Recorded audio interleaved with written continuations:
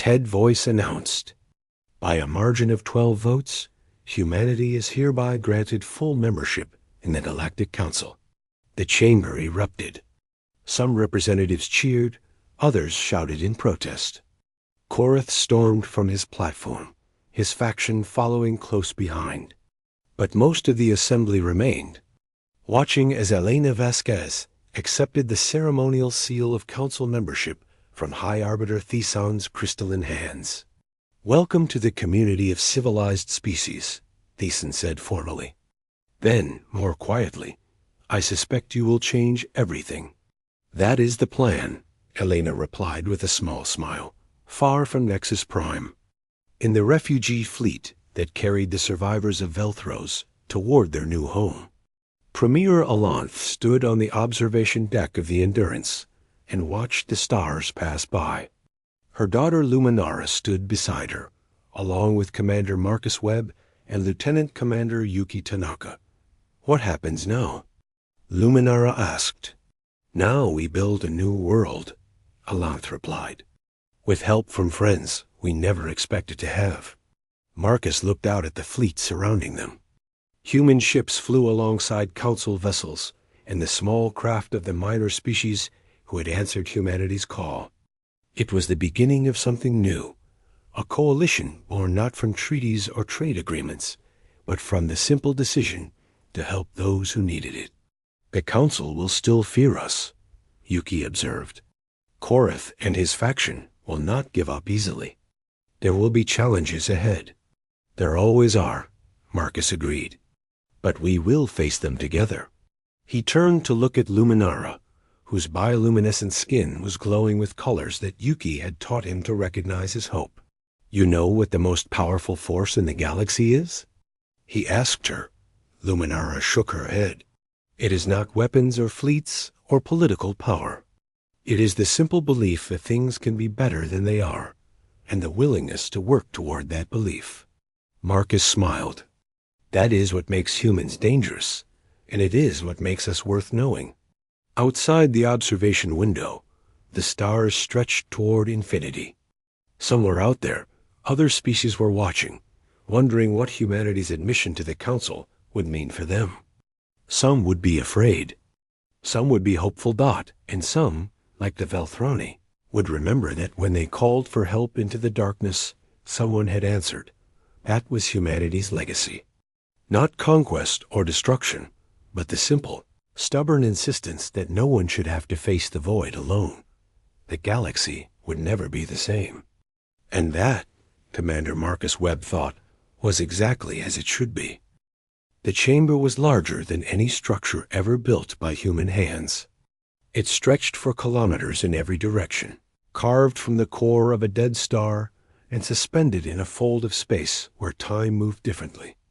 Light from 1,000 different suns filtered through crystalline walls, casting shadows that shifted like living things.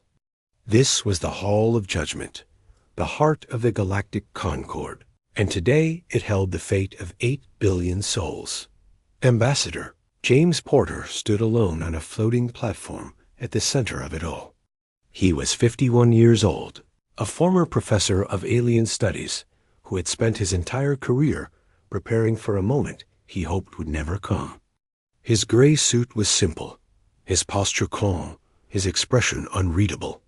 Around him, arranged in tiers that rose toward infinity, sat the representatives of 11,000 alien civilizations, not 11,000 species. 11,000 votes. And every single one of them was about to decide whether humanity would live or die, that the silence in the chamber was absolute.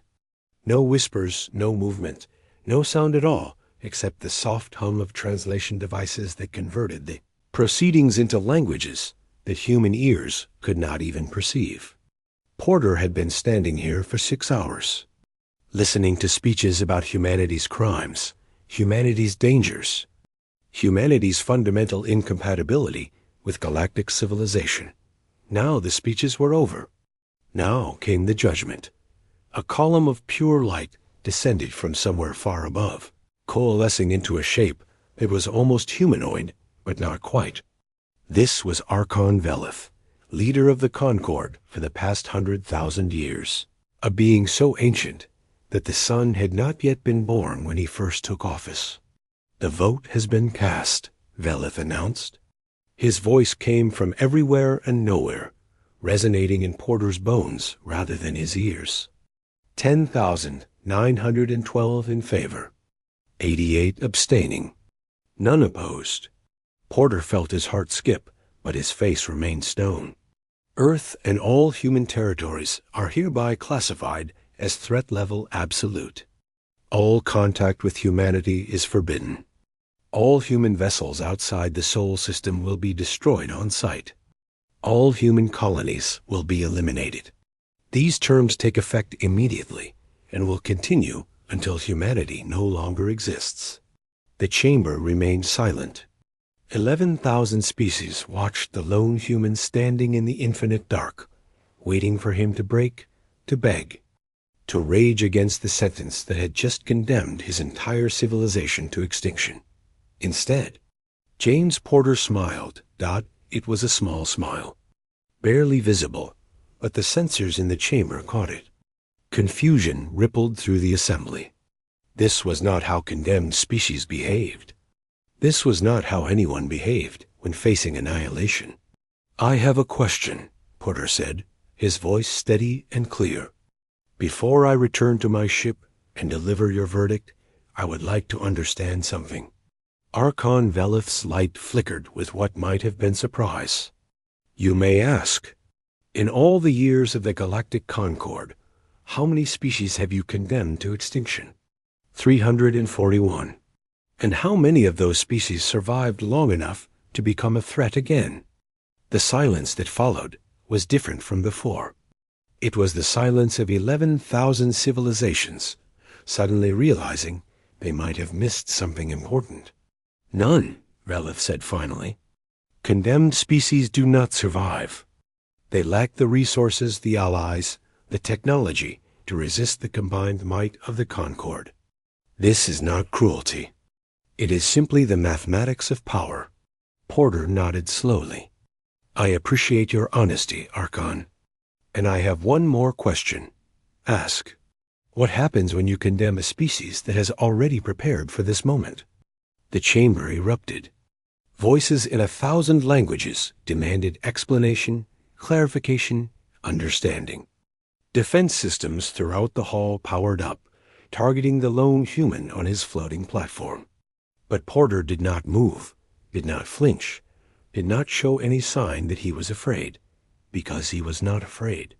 He had stopped being afraid 27 years ago, when humanity first learned about the Galactic Concord and realized what it would eventually try to do. Porter reached into his jacket pocket. Every weapon in the chamber locked onto him. Every shield activated. Every representative tensed for combat. He pulled out a small communication device, no larger than a coin, and held it up for everyone to see. "This is a quantum link to Earth," he said calmly. "In approximately 30 seconds, I am going to use it to contact my government. They are going to ask me a single question, and my answer will determine what happens next." I thought the Concord might want to hear that answer. "This is highly irregular," Velith said, but there was something new in his voice. Something that sounded almost like concern. "Yes," Porter agreed. "It is." He activated the device. A holographic display appeared above his palm, showing a small room on Earth where 5 people sat around a simple table. These were the members of the Emergency Council, the 5 most powerful humans alive. Their faces were calm. Their eyes were hard. "Ambassador Porter," said the woman at the head of the table. Her name was Director Maya Santos, and she carried the weight of every human life in her voice. "What is the Concord's decision?" "Threat level absolute, Director. Immediate extermination of all human presence outside Sol. Eventual elimination of Earth itself." Director Santos nodded. "And in your judgment, is there any possibility of changing this outcome through diplomacy?" Porter looked up at the column of light that was Archon Velith. At the 11,000 species, watching him with emotions he could not read, at the vast machinery of galactic power that had just signed humanity's death warrant. "No, Director, there is not." Then we invoked the Prometheus Protocol. The chamber exploded with sound. 11,000 species shouting, demanding, questioning. Weapons systems cycling through targeting modes. Emergency shields snapping into place around the most vulnerable representatives. Porter waited for silence. When it came, he spoke clearly, so that every translator in the chamber would capture his words perfectly. "The United Nations Emergency Council, acting on behalf of all humanity, hereby declares that the Galactic Concord's verdict is rejected. Earth does not recognize your authority. Earth does not accept your judgment. And Earth will not go quietly into extinction." Laughter from hundreds of species. The idea was ridiculous. Humanity had been traveling through space for less than a century. The Concord had been ruling the galaxy for millions of years. What could one young species possibly do against such overwhelming power? "You cannot fight us," Velith said, and there was pity in his voice now. "You cannot comprehend what you are defying. One world against 11,000 civilizations. It is not courage. It is delusion." Porter's smile widened. "Archon Velith, you asked me to explain something. You asked why I smiled when you sentenced my species to death. You have studied our history, but you have not understood it." He turned slowly, addressing the entire chamber. "Humanity has faced extinction before. Ice ages that should have killed us. Plagues that should have ended us. Wars that should have destroyed us. Every time, we survived. Not because we were stronger than what threatened us. Because we refused to accept the rules of the game." He paused. "You have sentenced us to die by your rules. You believe that isolation means collapse, that condemnation means extinction. You believe this because it has been true for every species you have destroyed." His voice hardened. "But humanity does not play by your rules. We never have. And in approximately 4 minutes, you are going to understand exactly what that means." Velith's light pulsed with agitation. "What happens in 4 minutes?" Porter checked his watch. "In 4 minutes, every major world in your Concord is going to receive a message simultaneously. That message will explain that humanity has placed devices on each of those worlds. Devices we planted over the last 25 years, while you were deciding whether to let us join your civilization." Silence. Complete and total silence. "You are lying," Velith said, but his voice shook. "Archon, in the last quarter century, humanity has sent 32,000 research vessels across the galaxy. We told you they were conducting scientific surveys. We told you we wanted to learn about your magnificent civilization. We told you we came in peace." Porter let the silence stretch. "We did come in peace. But we also came prepared." The chamber's communication systems began to flash. Incoming messages. From everywhere. From every core world of every major species in the Concord. "What have you done?" Velith whispered. Ambassador James Porter straightened his tie and smiled. "We have made your rules irrelevant." The galaxy would never be the same. 3 days after Ambassador, Porter delivered humanity's response. The galaxy was burning, not with fire, but with information. The devices humanity had planted were not bombs. They were not weapons in any traditional sense. They were archives, storage units containing the complete history of every secret the Galactic Concord had ever kept from its member species. Every species that had been quietly eliminated for asking too many questions. Every technology that had been suppressed to maintain the balance of power. Every election that had been manipulated. Every rebellion that had been manufactured. Every lie that the 11,000 civilizations had been told about the nature of their perfect government. 9 million years of secrets. Released in a single day, Archon Velith stood in his private sanctuary, watching feeds from across the galaxy. Riots on 100 worlds. Governments collapsing. Alliances shattering. The carefully constructed order that he had maintained for 100,000 years was falling apart before his eyes. How? He asked the empty room. How did they know where to look? Because they asked the right questions, said a voice behind him. Veleth spun. Standing in his sanctuary, somehow having bypassed every security measure in existence, was a human woman. She was perhaps 35, with short dark hair and calm brown eyes. She wore a simple gray uniform with no insignia. "My name is Dr. Rosa Martinez," she said. "I am the head of humanity's intelligence division, and I am here to offer you a choice. How did you get in here? Archon, humanity has spent 25 years preparing for this moment.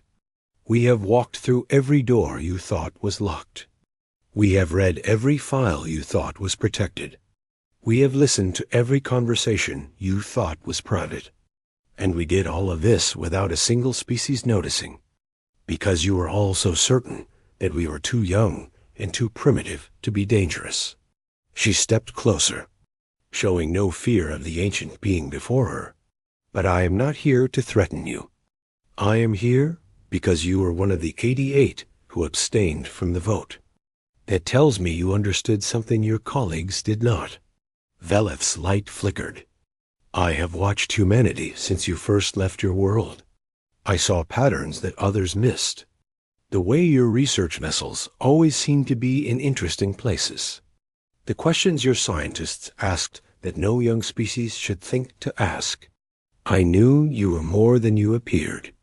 Then why did you not warn them? Because they would not have listened. And because I was curious what you would do." Dr. Martinez nodded slowly. "Then you understand why I'm here. Humanity is not interested in destroying galactic civilization. We are interested in changing it. And we need allies who understand that the old ways are finished. You are asking me to betray everything I have built. I am asking you to help build something better. The information we released is tearing the Concord apart. Species that have been lied to for millions of years are waking up to the truth. Wars are going to start. Old alliances are going to collapse. The galaxy is going to suffer." She paused, her eyes holding his light. "Unless someone helps us build a new order, one based on truth instead of lies, on partnership instead of control, on the radical idea that every species deserves to know the real rules of the game." Veleth was silent for a long time. Finally, he spoke. "Why would humanity want this? You have already won. You have destroyed the Concord more completely than any fleet could have. You could simply watch us tear ourselves apart and claim what remains." Dr. Martinez shook her head. "Because that is not who we are. Archon, humanity did not survive extinction after extinction by being destroyers. We survived by being builders, by looking at impossible situations and finding ways to make them work, by refusing to accept that chaos is the only alternative to tyranny." She held out her hand. "The galaxy is going to change. That is certain. The only question is whether it becomes something better or something worse. I am asking you to help us make it better." Veleth looked at her hand for a long moment. Then, slowly, a tendril of light extended from his form and touched her palm. "What would you have me do?" Over the following weeks, Dr. Martinez and her team made contact with all 88 species who had abstained from the vote. Each meeting followed a similar pattern: an explanation of humanity's true capabilities, a revelation of specific secrets the Concord had kept from that species, and an offer to join a new alliance dedicated to building something different. 41 species refused, too deeply invested in the old power structures to accept change. 22 asked for more time, but 25 agreed immediately, their representatives joining a growing network of reformers who saw humanity's chaos as an opportunity. The network's first action was a broadcast sent to every corner of the galaxy. It appeared on every screen and every communication device, bypassing all security, translated into every language. A human man appeared in the broadcast. He was Admiral Robert Kim, commander of humanity's secret fleet, and he spoke with the calm authority of someone who has already won a war. Citizens of the galaxy, 3 weeks ago, the Galactic Concord voted to exterminate humanity. They expected us to accept this sentence. They expected us to die quietly like the 341 species before us. He paused. They were wrong. For the last 25 years, humanity has been preparing for this moment. We knew that a civilization millions of years old would not welcome newcomers who thought differently. We knew that our survival depended on understanding how the galaxy truly worked, not how we were told it worked. What we discovered was horrifying. The Galactic Concord is not a government. It is a machine designed to ensure that no species ever grows powerful enough to challenge the existing order. For millions of years, it has manipulated, suppressed, and eliminated any civilization that threatened the balance of power. Humanity was scheduled to be eliminated next. But we have chosen a different path. We have released the truth. We have shown every species in the galaxy the secrets that were kept from them. And now we are offering something the Concord never would: real partnership. To the species who voted for our extermination, we say this: we do not seek revenge. We seek change. Join us in building a galaxy where truth is valued, where every species has an equal voice, where the rules apply to everyone or they apply to no one. To the species who abstained, we say this: your wisdom is appreciated. We invite you to join the coalition of free worlds. To the species who have been oppressed and lied to for ages, we say this: your time has come. Humanity stands with you. The old galaxy is dying. A new one is being born. The only question is what it will look like when the dust settles. The transmission ended. Across the galaxy, billions of beings sat in silence, processing what they had just heard. And then, slowly, they began to choose sides. 6 weeks after the vote, the Concord's loyalist forces made their move. A fleet of 500 warships, representing the combined military might of the strongest species still loyal to the old order, approached the Sol system with orders to end the human threat forever. Their commander was Admiral Thren of the Valdari Empire, a warrior who had destroyed a dozen species in his long career. He fully expected to add humanity to that list within hours. All vessels report ready, his tactical officer announced. Human defenses are minimal. Nothing that can challenge our firepower. Thren nodded. Begin approach. Maximum speed.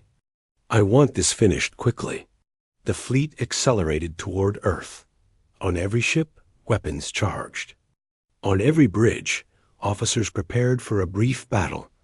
They did not notice the strange energy readings appearing around each vessel.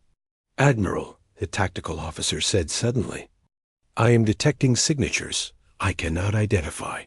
Explain. They appear to be everywhere. Around our ships. Inside our ships. I cannot locate the source.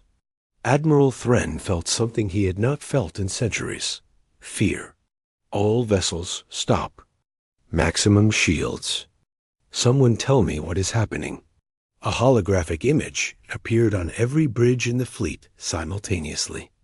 It showed a young human woman in a simple uniform, smiling pleasantly. Hello, she said. My name is Lieutenant Commander Paula Torres, and I am here to explain why this battle is already over. Destroy that projection, Thren commanded. I would not recommend that. The projection is being generated by devices we placed inside your ships during their construction. Those same devices are connected to your power systems. If you try to interrupt the signal, they will respond accordingly. The fleet froze. Now, Paula continued, I am authorized to offer you a choice. You can turn around and go home. We will deactivate our devices, and you will never see us again. Or you can continue your attack, and your ships will experience failures that will leave your crews stranded with limited life support. You are bluffing, Thren said. But his voice wavered. Admiral, humanity spent 25 years placing devices throughout the galaxy. We placed them on your worlds, in your networks, inside your ships.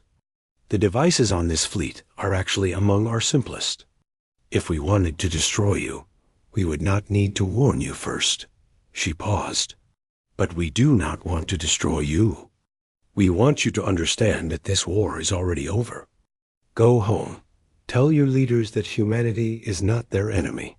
Tell them that a new galaxy is being built, and they can help build it, or they can stay out of the way. The hologram flickered. You have 1 hour to decide. The transmission ended. 500 warships hung in the darkness. Their crews waiting, their commanders arguing.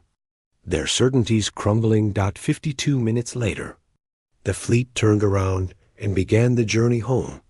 The galaxy had just learned that humanity did not need weapons to win a war. They needed only the truth, and the patience to prepare for when it would matter most. 4 months after the vote, the Concord was fracturing. The coalition of free worlds had grown to include 250 species. A small fraction of the Concord's membership, but representing some of the most technologically advanced civilizations in the galaxy. These were species that the Concord had kept under control through manipulation rather than force, fearing what they might accomplish if given true freedom. Now they were free, and they were furious. In a secure bunker on a dead world at the edge of known space. The last defenders of the old order gathered. 12 species remained absolutely loyal to the Concord, their leaders committed to destroying humanity no matter the cost. Their chairman was High Marshal Vorth of the Kellan Supremacy, a being who had ruled his species for 50,000 years, and who refused to accept that his time was ending. The situation is critical, said Admiral Thren, still bitter from his humiliation at Sol. Every day, more of our secrets are exposed. Every day, more species join the coalition. Every day, humanity grows stronger while we grow weaker. Then we use weapons they cannot prepare for, Vorth replied, his massive form shifting in the dim light. The Kellan Supremacy possesses capabilities we have never revealed to anyone. Technologies we developed in secret, hidden from monitoring, kept in reserve for a moment, exactly like this. What technologies? Dimensional displacement. Devices capable of folding a star system into a pocket universe, removing it completely from normal reality. We have 11 such devices. Enough to eliminate Sol and every human colony permanently. The gathered leaders stirred. The implications were staggering. If such weapons existed and could be deployed, humanity would simply cease to exist, trapped forever in bubbles of twisted space-time from which there was no escape. Admiral Thren leaned forward. Why have you kept these weapons secret from the Concord? Because if the Concord knew we possessed them, they would have demanded we surrender them. The balance of power would have shifted. The Kellan Supremacy would have become a target rather than an ally. And you reveal them now because humanity has changed everything. You said it yourself, Thren. The old rules are irrelevant. We must use whatever we have or accept extinction. Thren was silent for a long moment. Using such weapons would be genocide. Complete elimination of an entire species. The Concord has committed genocide 341 times, Vorth said flatly. The only difference is that this time, the target is fighting back. The vote was quick. 10 species in favor, 2 abstaining. None opposed. The deployment of dimensional displacement weapons against humanity was approved, 12 hours before the Kellan fleet was scheduled to launch. A human diplomatic vessel appeared in orbit around the Kellan homeworld.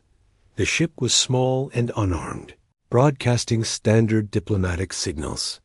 It requested an audience with the High Marshal, explaining that humanity wished to discuss terms that might prevent unnecessary destruction. Vareth allowed the ship to land. He was curious about what desperate offer the humans might make in their final hours. The human delegation consisted of 3 individuals. Ambassador James Porter, who had received the Concorde's verdict 4 months ago, Dr. Rosa Martinez, head of intelligence, and a man who had not been introduced, tall and thin with gray eyes that seemed to look through everything they saw. Ambassador Porter, Voreth said, making no effort to hide his contempt. Have you come to beg for mercy? No, Porter said pleasantly. I have come to offer you a choice. A choice? Yes. In approximately 11 hours, your fleet will launch an attack on Sol using dimensional displacement technology. You believe this attack will succeed because you believe humanity has no knowledge of your secret weapons and no way to defend against them. Voreth's body went rigid. How do you know about our weapons? High Marshal, humanity has known about your dimensional technology for 22 years. We discovered it during a routine investigation of your military research facilities. We have spent the years since developing countermeasures. Impossible. Our security is absolute. The gray-eyed man spoke for the first time. His voice was soft, but carried perfectly through the chamber. Your security was based on the assumption that no species could develop technology capable of bypassing it. That assumption was incorrect. He stepped forward. My name is Dr. Victor Huang. I am the Director of Humanity's Theoretical Physics Division. I am here to explain exactly why your weapons will not work. He produced a small device and activated it. A holographic display materialized, showing complex equations and diagrams that made no sense to anyone in the room except Dr. Huang himself. Dimensional displacement functions by creating a localized distortion in the fabric of space-time, essentially folding a region of normal space into a pocket dimension. The process requires certain quantum constants to remain stable. If those constants were to fluctuate even slightly, the pocket dimension would collapse, releasing its contents back into normal space. Voreth's eyes narrowed. Those constants cannot fluctuate. They are fundamental properties of the universe. They are fundamental properties of this dimensional state, Dr. Huang corrected. Humanity has developed technology capable of temporarily altering quantum constants within a localized region. We call it a stability disruptor. We have deployed such disruptors throughout Sol and all human territories. The chamber fell silent. If your fleet attacks, this is what will happen. Your dimensional weapons will activate, attempting to fold our star systems into pocket dimensions. Our disruptors will destabilize the process, causing catastrophic failure. The resulting energy release will destroy your ships and probably your weapons as well. He deactivated the display. You will not eliminate humanity. You will simply kill your own people. Voreth stood frozen, his certainty crumbling. You could be lying. We could be, Ambassador Porter agreed. But consider our track record. We planted devices throughout the galaxy without detection. We compromised communication networks across 11,000 civilizations. We turned an entire battle fleet around without firing a shot. Given all of this, do you truly believe we would come here without being absolutely certain of our position? Dr. Martinez stepped forward. High Marshal, humanity does not want to destroy the Kellan supremacy. We want you to join the coalition of free worlds. Your dimensional technology, properly applied, could revolutionize transportation and communication across the galaxy. Your scientists could work alongside ours to build something extraordinary. But that future only exists if you choose it. She gestured toward the door. In 11 hours, your fleet will launch. You can order them to stand down, join the coalition, and be part of creating a new galactic order. Or you can let them attack, watch them die. and spend whatever time you have left wondering what might have been. Ambassador Porter straightened his jacket. The choice is yours. The Kellen fleet did not launch. Within hours, the news spread across the galaxy. The Concorde's last secret weapon, the technology that was supposed to end the human threat forever, had been neutralized before it could be used. Humanity had known about it for decades. Humanity had prepared for it. Humanity had been ready for everything. The psychological impact was devastating.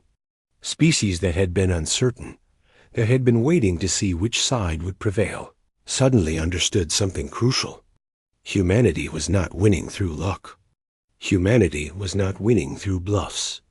Humanity had spent a quarter-century preparing for every possible scenario, and the Concorde simply had no moves left to make. Over the following weeks, the trickle of defections became a flood. 1,000 species joined the coalition. Then 2,000. Archon Velith watched everything he had built dissolve. And for the first time in 100,000 years, he considered the possibility that he had been wrong about everything. Then he received a private communication from an unexpected source. "Archon," said Ambassador Porter's face on the display, "I believe it is time for us to have a serious conversation about the future." "What future?" "You have destroyed everything I spent ages building."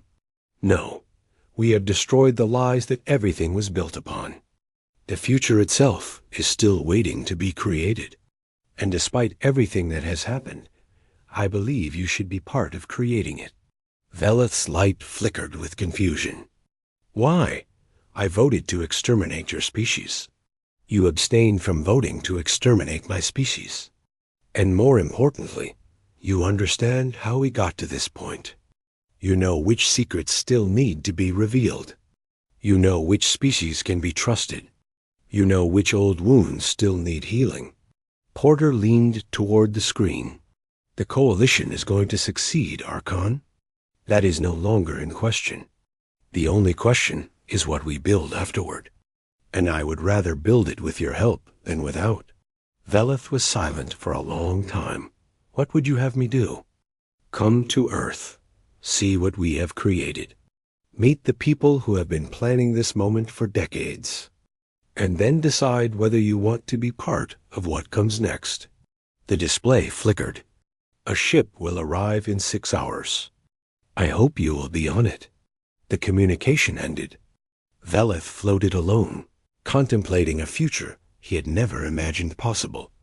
For 100,000 years, he had been the defender of the old order.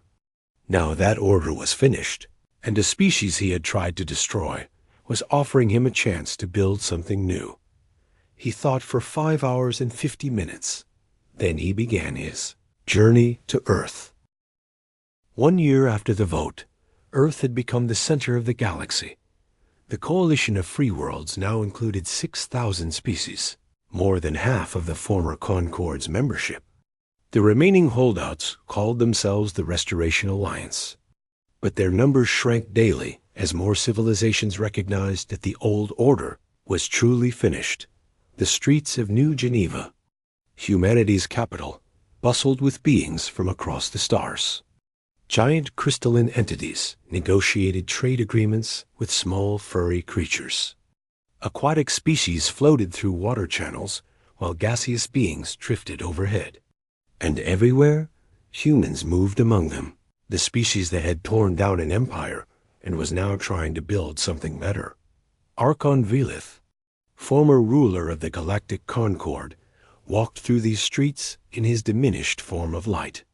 He had been on Earth for 8 months now, serving as an advisor to the Coalition's leadership. He had seen things that challenged everything he thought he understood about young civilizations.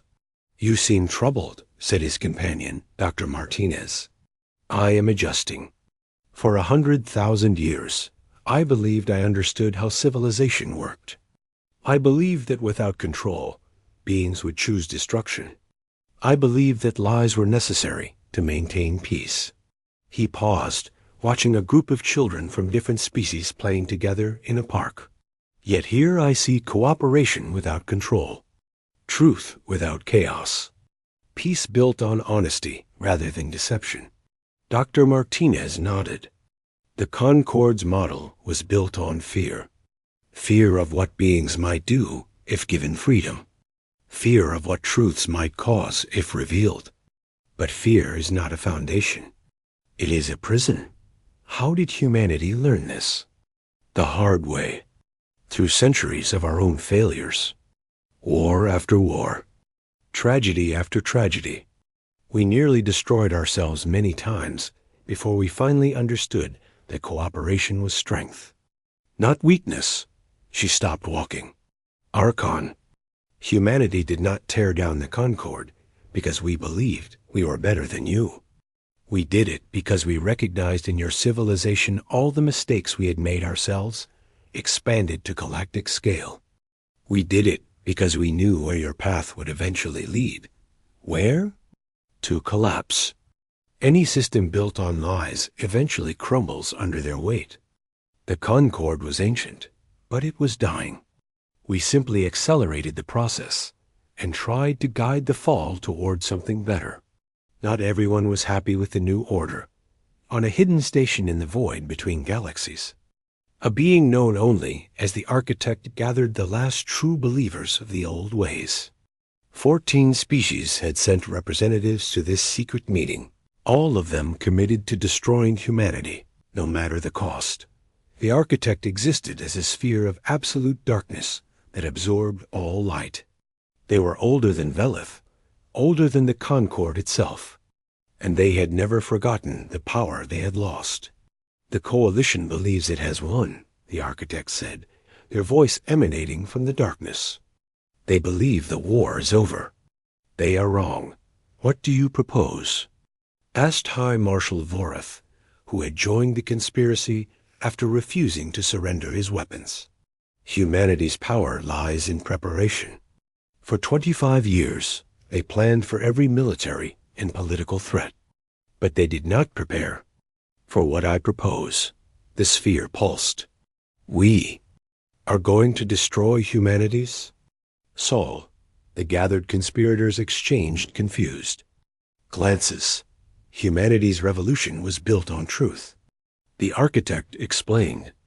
They exposed the Concorde's lies and offered transparency as the alternative. This is the foundation of everything they have built. If we can destroy that foundation, everything will crumble. How? By proving that humanity is not what they claim to be. By exposing secrets they have kept from the galaxy. By showing that the species that tore down an empire for its lies has lies of its own. The architect paused. I have spent the past year investigating humanity's history, their government, their hidden facilities. What I have discovered will shatter their reputation forever. Voreth leaned forward. What have you found? The sphere of darkness expanded. Everything. 3 weeks later, a broadcast appeared on every communication device in the galaxy, just as humanity's broadcasts had during the war. But this time, the face on the screen was not human. Citizens of the galaxy, the architect said, you have been deceived. Not by the Concorde, which was destroyed for its deceptions, but by the species that destroyed it. Images appeared, documents, video recordings. Evidence gathered from humanity's most secure facilities. Lie number 1. Humanity claims they prepared because they feared the Concorde. This is false. Humanity has known about the Concorde for 53 years, not 27. They spent the first decades not preparing for defense, but planning for conquest. More evidence appeared. Lie number 2. Humanity claims their revolution was peaceful. This is false. During their preparation, humanity eliminated 167 individuals who discovered their activities. These people were killed quietly, their deaths disguised as accidents. The images grew darker. Lie number 3. Humanity claims they want partnership, but their internal documents reveal plans for every species in the coalition. Plans that detail exactly how each civilization could be controlled if necessary. Humanity does not trust the galaxy. They are simply waiting for the right moment to take complete control. The broadcast continued, revealing secret after secret. By the end, the coalition was in chaos. On Earth, in the emergency chamber of the United Nations, humanity's leaders gathered to face the crisis. "Is it true?" demanded Coalition Ambassador Turthos, a being from one of the first species to join the coalition. "Are these documents real?" Director Maya Santos, grayer now but still carrying the weight of human civilization, took a deep breath. "Yes," she said. "The documents are authentic." The chamber exploded with accusations and demands. Director Santos raised her hand. Slowly, reluctantly, silence fell. "The documents are authentic," she repeated. "But they do not tell the complete story. They tell the story that the architect wants you to hear. Allow me to tell you the rest." She stood. 53 years ago, humanity detected the first evidence of the galactic concord. We were terrified. We had just learned that the universe was full of ancient civilizations that could destroy us without effort. For the first years, we considered every option, including conquest, including control. We were frightened, and frightened beings consider terrible things. But we did not choose those paths. We chose to learn, to prepare, to find another way. The plans for conquest were abandoned.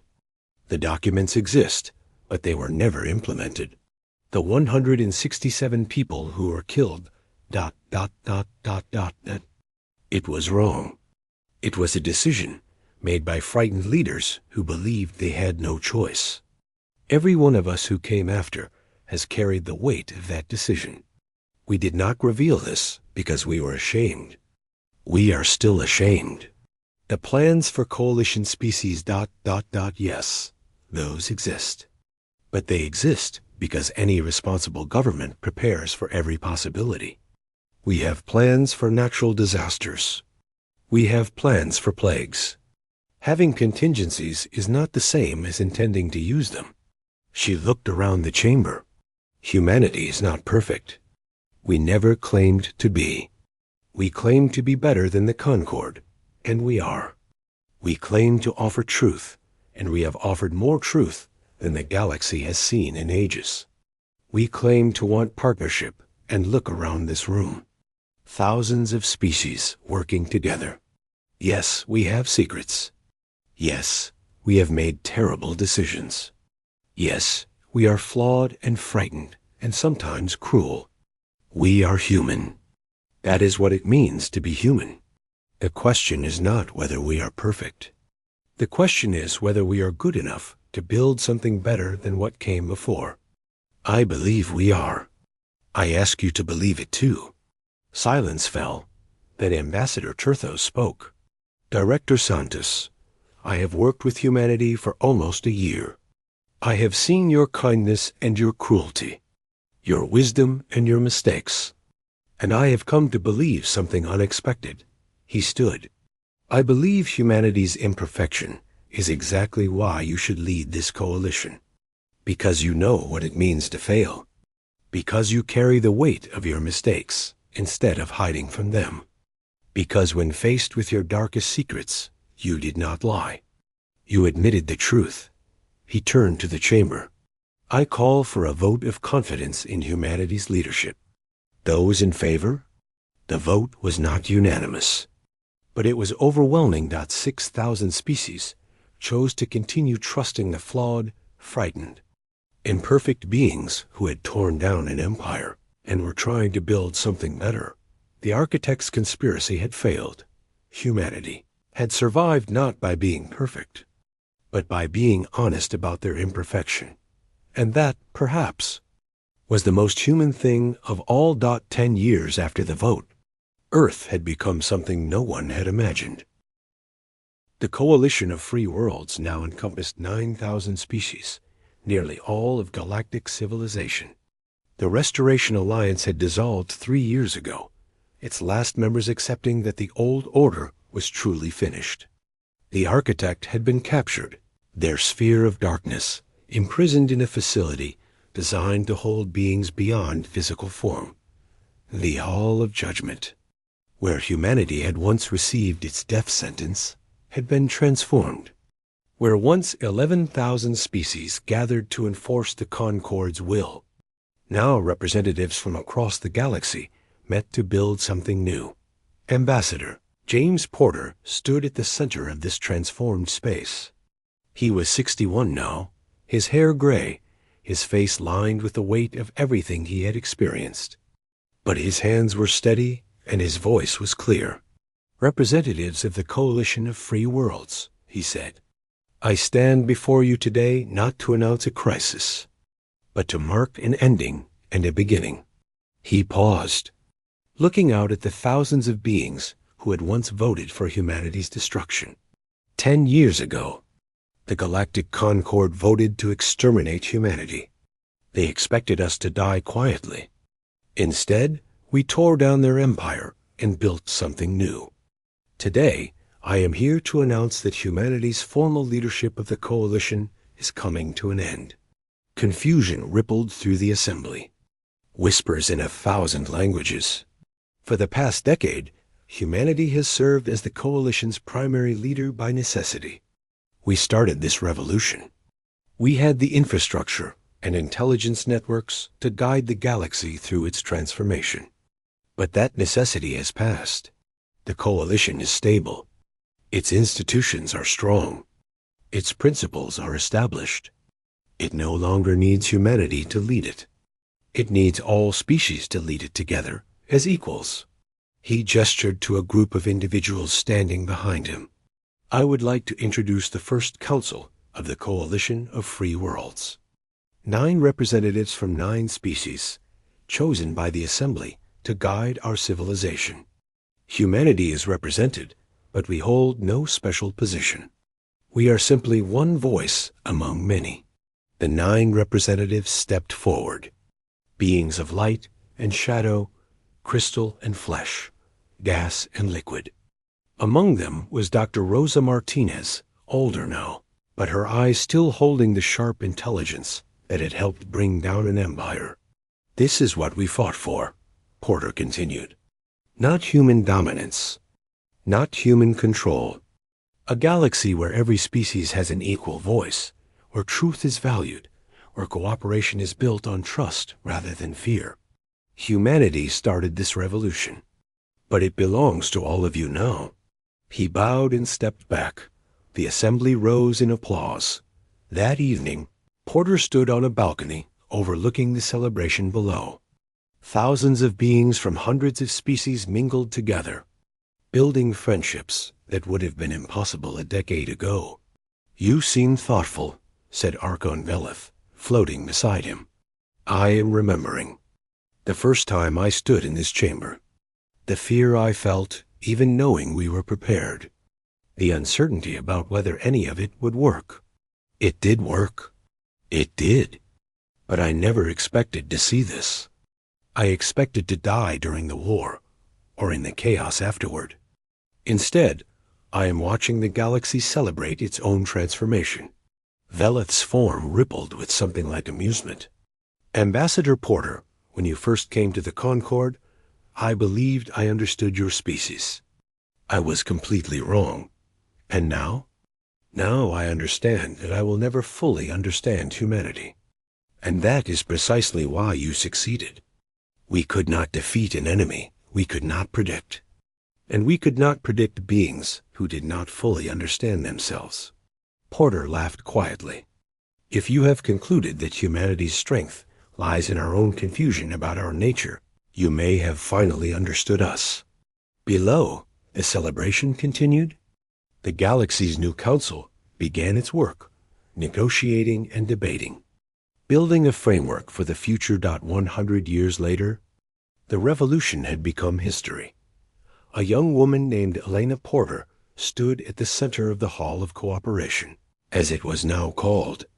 She was 29, the great-granddaughter of the ambassador who had started everything. She was delivering her first address to the full assembly.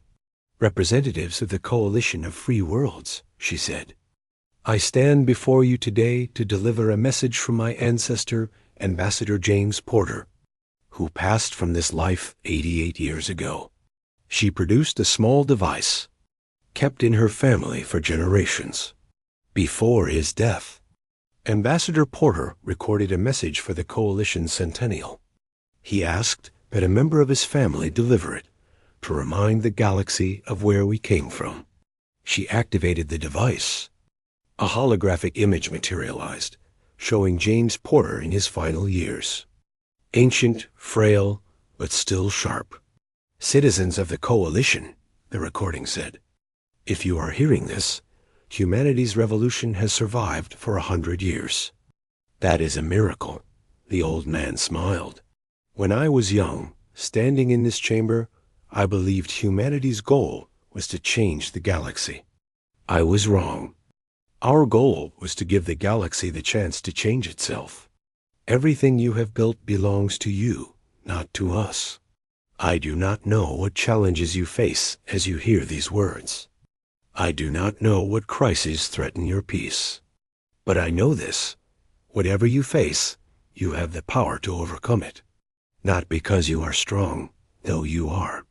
Not because you are wise, though you may be.